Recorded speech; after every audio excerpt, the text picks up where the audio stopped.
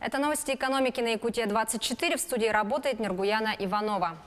Российские специалисты начали возводить на Экспо-2020 в Дубае павильон страны, который станет одним из крупнейших на этой всемирной выставке.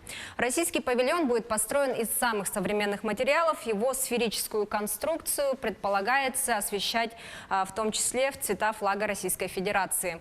Отмечается, что в будущем Россия перенесет туда свое торговое представительство.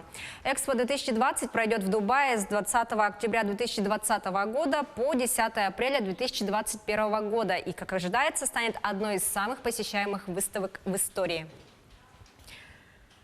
Международное рейтинговое агентство Moody's прогнозирует рост валового внутреннего продукта стран G20 на уровне 2,6% в 2019 и 2020 годах и ускорение темпов роста до 2,8% в 2021 году.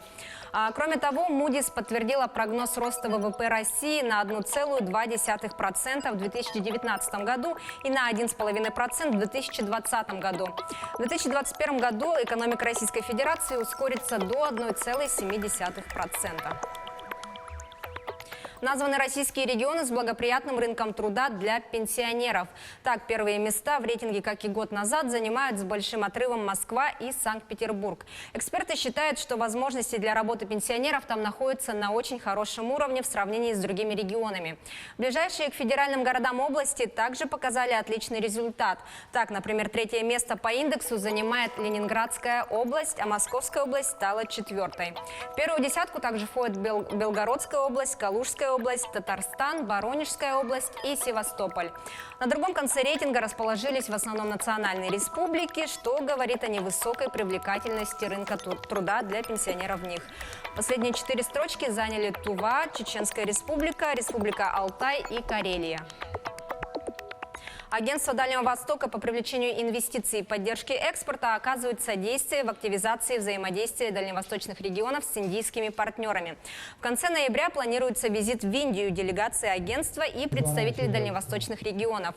Сотрудничество с индийскими партнерами ведется в рамках заключенных в августе меморандумов между дальневосточными субъектами и индийскими штатами. Напомним, что Бурятия и штат Махараштра запланировали взаимодействие в области машиностроения и туризма. Забайкальский край и штат Уттар-Прадеш договорились о сотрудничестве в области сельского хозяйства и пищевой промышленности. Сахалинская область и штат Харьяна наметили перспективы взаимодействия в области нефтегазовой промышленности. Что касается Якутии, республика намерена обсуждать реализацию проектов в области алмазной промышленности со штатом Гуджарат.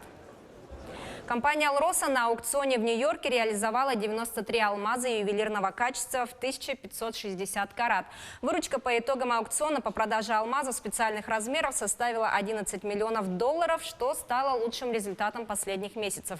В аукционе участвовали 95 компаний из США, Бельгии, Индии, Израиля, Объединенных Арабских Эмиратов, России и Гонконга.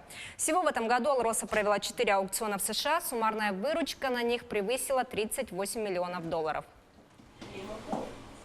ВЭБ и ВТБ выдали первый транш в 19 миллиардов 200 миллионов рублей на строительство угольного терминала в морском порту Ванино в Хабаровском крае.